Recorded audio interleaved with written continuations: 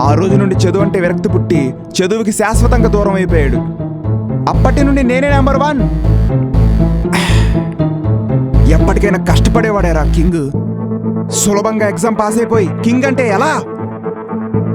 ఆ తర్వాత కాలేజీలో ఫస్ట్ నేనే, బీటెక్లో ఫస్ట్ నేనే, జాబ్ ఫస్ట్ నేనే, హైయెస్ట్ పెయిడ్ ఎంప్లాయ్. వాడు మాత్రం పాకెట్ మనీ వచ్చే పనులు చేసుకుంటూ తిరిగేవాడు. మరి ఇప్పుడు అలాంటిది రీసెంట్గా చూసా మళ్ళీ వాడిని ఒక అమ్మాయితో.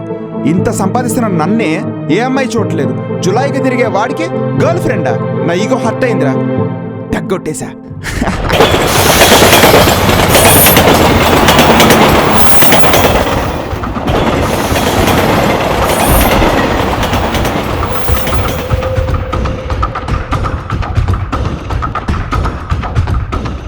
మీరు చెప్పేది నిజమా? అబద్ధం చెప్పడానికి నాకేమన్నా సరదానా?